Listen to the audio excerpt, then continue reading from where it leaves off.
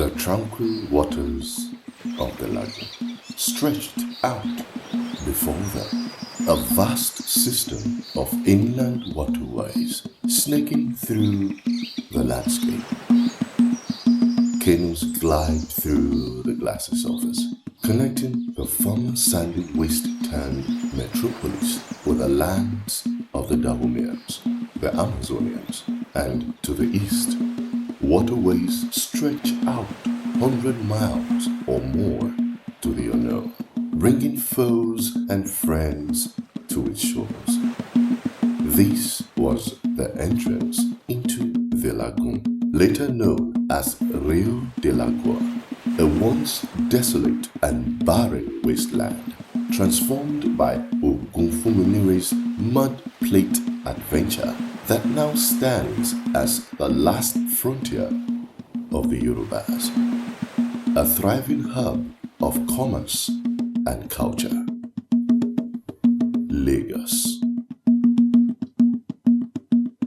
Legend has it that Ògúnfúnmínírè was a masterful hunter, blessed by the god Ògún himself.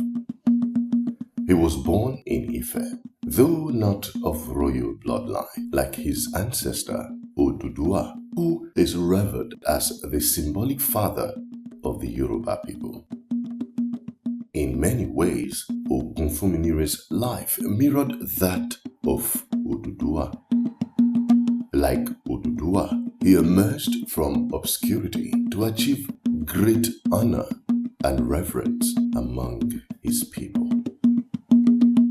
From a humble village on the outskirts of Ifá, Ògúnfúnmínírè became renowned as a skilled hunter, much like Odùduwà's ascent from a small hilltop community to conquer Ifá from the ruling Ọbàtálá.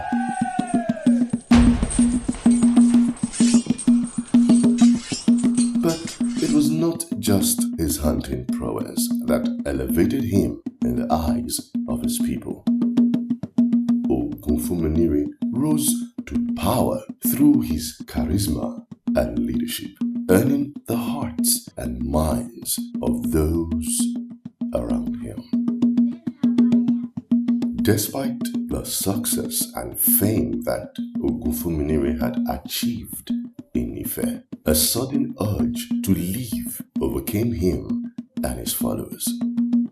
Some speculate it was due to political rivalries or personal disagreements, while others believe it was a divine calling from Ifá.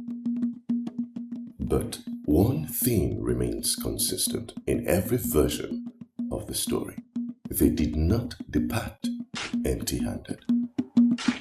The Ifá Oracle directed them to excavate a specific spot in his Agboile, which is communal compound, where they unearthed a mud plate and a beaded crown, which were believed to hold divine powers that would guide Ògúnfúnmínírè in his journey and help him assert his dominance over new lands. Following the divine guidance of the sacred items, Ògúnfúnmínírè and his companions embarked on their journey towards the coast. According to legend, they placed the mud plate on a mighty river, and its reverberations would serve as their compass, leading them to their next destination. This unconventional method proved successful as they traveled over 200 kilometers through treacherous waters and dense forests until they finally reached the bustling port city of Ògún. It should be noted that during this perilous journey, suzerainty over a Yoruba community was granted by the powerful Ògún through the bestowing of a prestigious beaded crown. However, in the case of Ògúnfúnmínírè, his beaded crown was not given by an earthly ruler, but bestowed upon him by the revered Ifá Oracle. This elevated his authority over his people and lands beyond mere politics to a spiritual and even divine level. Undeterred by these newfound responsibilities, Ògúnfúnmínírè and his loyal followers continued their journey towards an unknown destination. A new home shrouded in mystery and waiting to be discovered.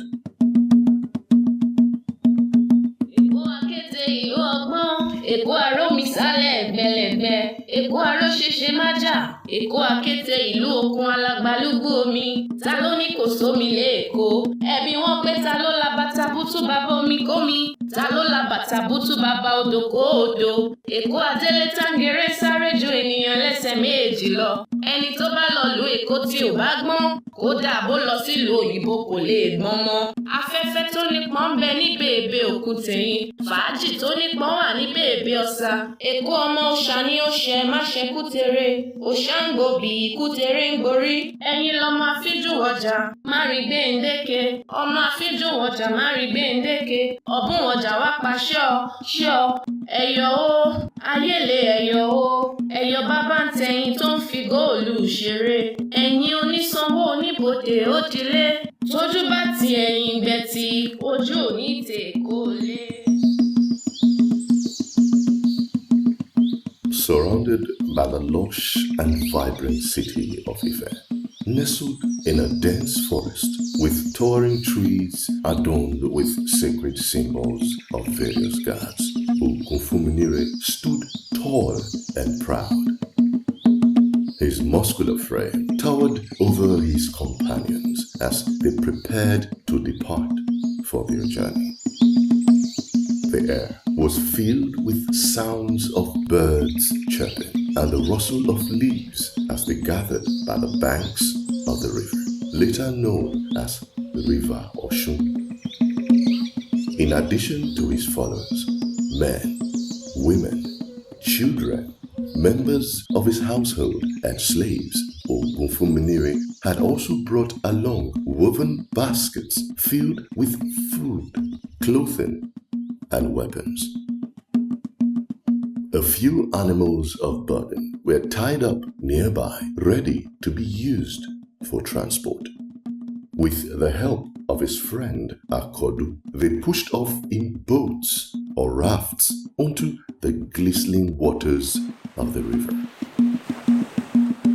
The journey would take them about a day's travel southwest of Ile-Ife. Although there are no written accounts detailing their exact route, it is likely that they traveled on a large boat or a series of rafts to reach their destination on the coast. The excitement and anticipation for what lay ahead could be felt among the group as they embarked on this adventure together. As their journey continued through treacherous terrain, Ògúnfúnmínírè sought guardians and turned to the Ifá Oracle, accompanied by his trusted companion, Akodu. The renowned hunter, priest, and advisor to Olofin was a formidable figure despite his shorter stature. His braided hair held spiritual significance, and he carried a leather bag filled with potent herbs, sacred charms, and ancient scrolls brimming with wisdom. A sturdy staff made of strong wood, adorned with jingling bells and vibrant feathers, served as both a symbol of his power and a conduit for his spiritual energy. As they traveled on, the air seemed to hum with mystic energy, guided by Akodu's presence and guardians. Oríkì Ifá, Ọ̀rúnmìlà bàbá Àgbọnnìrègún, atẹ́rẹ̀rẹ̀ kárí ayé. àwíṣe àgbo ilé ayé, ọpẹ́ ni fún ọ, òdìfá fún alára, ọpẹ́ ni fún ọ, òdìfá fún ajẹ́rọ̀, ọpẹ́ ni fún ọ, òdìfá fún ọlọ́yọ̀, àdì fún gbogbo ayé. Akodu sat on his leather mat, adorned with sacred chalk markings representing the ancient gods. In front of him were his okbele beads and cowrie shells, which he chanted and struck while bowing multiple times in reverence to the gods. With each chant and prayer, he pleaded for the success of the adventure, seeking wisdom and blessings from Ifá. Ifá spoke. Go to the south, following the path of the clay plate until it sinks. There, you and your people will find prosperity and greatness.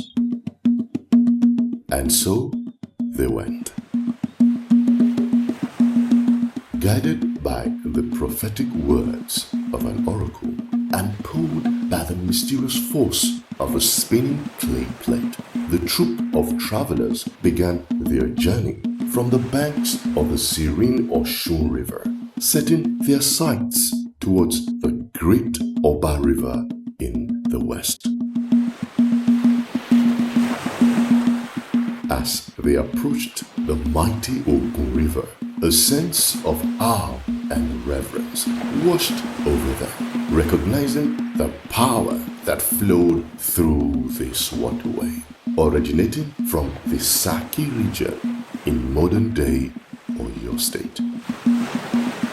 The group pressed onward, following the meandering river until they finally reached a resting place near present-day Abeokuta, where the spinning clay plate abruptly came to a halt. This stop would later be known as Olokemeji, marking the first satellite settlement of the Awori people, who had been led by the courageous Ògúnfúnmínírè on their 17-day journey. And just as suddenly as it stopped, the clay plate began to spin once more, beckoning them forward on their path toward new adventures and unknown lands. As the troop journeyed along the lush banks of the river, they eventually came upon a peaceful spot called Okeata, where they decided to rest and regroup for 17 days before continuing on. Oral histories tell of a division within the group led by a skilled hunter named Oshoarobioloboeka, who ventured with his loyal followers to the southern outskirts of the Abeokuta Hills. Continuing south, the mud plate stopped once more at Isheri, where it remained for much longer than usual. Here, Ògúnfúnmínírè instructed his people to build a permanent residence and begin building a city with a thriving economy. This attracted migrants from various lands and occupations, including hunters, fishermen, blacksmiths, and warriors. The small settlement quickly grew into a bustling metropolis thanks to these new arrivals, known by historians as the latter Awori groups. Starting from Isheri and spreading outwards, his influence and vision inspired the establishment of other settlements like Agboi, Ogudu, Ojo, and Adode. Each one is a testament to his foresight and exceptional leadership. His journey towards fulfilling his destiny and creating a lasting legacy still echoes through history, lighting the way from ancient times to the bustling city of Èkó in the present day. As dictated by the words of Ifá, Ògúnfúnmínírè embarked on a perilous journey that would lead him all the way to Idumota, where the sacred clay plate was said to have sunk. This fateful event would forever be remembered as the defining moment where Ògúnfúnmínírè bestowed upon his followers the name Awori, meaning the clay plate sank. Returning to Ìṣẹ̀rí, Ògúnfúnmínírè, now dubbed Olófin, a title of leadership, oversaw the spawning of new settlements like Òtù-Olófin, Ìdó, Èbúté-Mẹ́ta, Àpà, Ìbẹ̀rẹ̀kọ, as well as Ọ̀tà and Àdó-Odò in modern Ògún State. The formation of Ìṣẹ̀rí was the nucleus of other settlements such as Àgbòyí, Ògùdù, Òjó, and Àdó-Òdè. Later, other Awori settlements include Òjó, Ìtìrẹ, Mushin, Ìṣọ̀lọ̀, Òtù-Àwórì, Ìjàkín, Ìlògbò-Ẹlẹ́gbà, Ìlògbò-Ẹrẹ́mi, Ìwòrò, and Àgbàrá. Later, the Awori groups also settled in other parts of Lagos Island, such as Ìtòkò, Ìkòyí, Àjìrò, and other parts of Lagos by the lagoon. The legacy of Ile-Ife ran deep in the veins of the Awori people, a proud and resilient tribe. They held onto their cultural values, traditions, and organizational systems with fierce determination, embracing inclusivity and diversity as their core principles. This allowed them to seamlessly welcome and assimilate individuals from various Yoruba sub-ethnic groups as well as non-Yorubas like the Egbado, Igbira, Nupe, and Ògún into their communities. Their open-mindedness and adaptability were exemplified through the intricate cultural mosaic that they wove together, which still remains visible in the fabric of Lagos today. The Awori people were masters of establishing and maintaining farm plantations for thriving cities like Ife, their expertise proving invaluable when transforming the once barren land of Èbúté-Mẹ́ta into a successful pepper farm, giving rise to its new name, Oko Èkó. According to historical accounts, the Awori people peacefully populated these sandy wastelands without conflict until their settlements flourished and prospered, catching the attention of the powerful Benin people who sought to challenge their suzerainty. Their resilience and determination in the face of adversity ultimately paved the way for the growth and development of Lagos into the bustling city it is today. The clear blue waters of the lagoon contrasted against the rough waves of the Atlantic Ocean, shimmering in the last light of day as the sun dipped below the horizon. Ògúnfúnmínírè and his followers had finally reached the shores of Lagos, where the jagged rocks of the bar formed a natural barrier at the harbor, guarding the promise of this new home. Came from the forests and hills of Ife, guided by a sacred beaded crown and a simple clay plate, and claimed these once desolate sandy waste as their own. They transformed it into fertile farmland, a place with endless possibilities. Ògúnfúnmínírè stood by the lagoon, looking across the vast waters as if to glimpse the future of the city that would grow here. This was no ordinary settlement.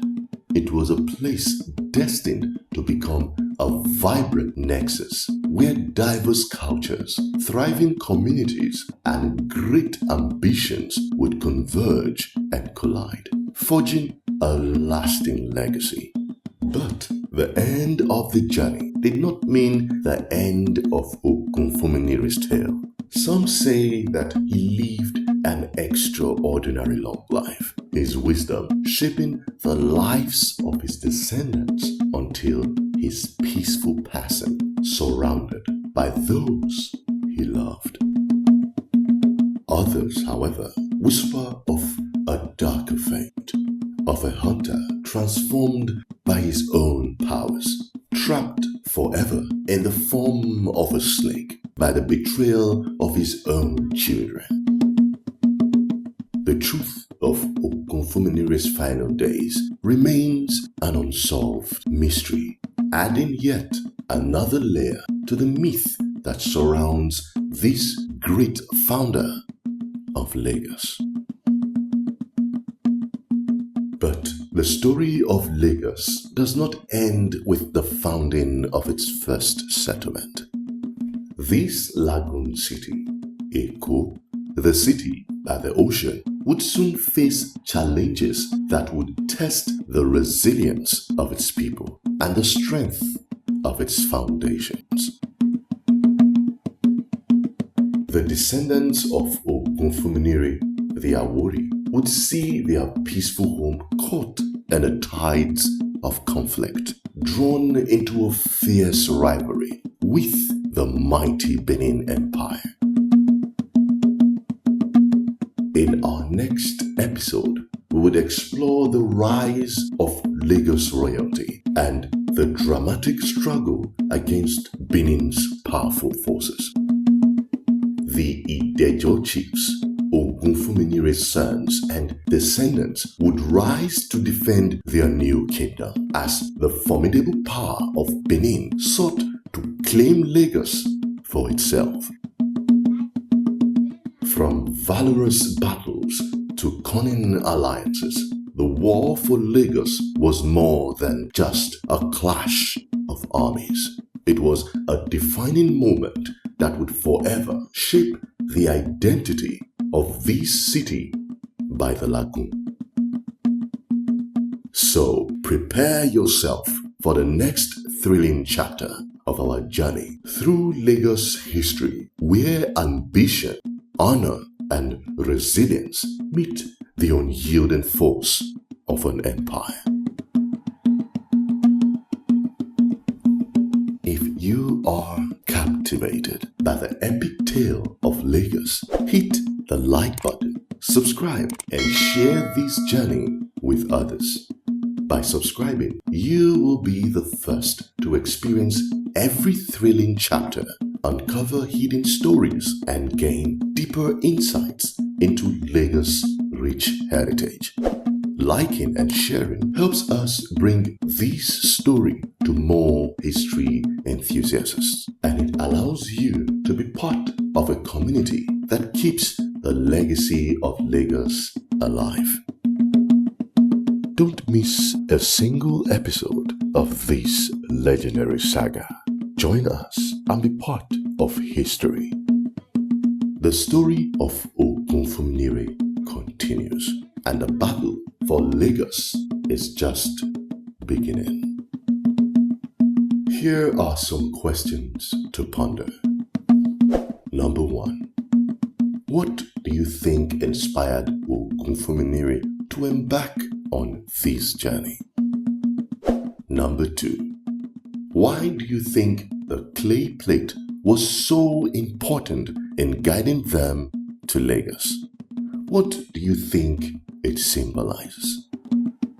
Number 3. What does Lagos mean to you today?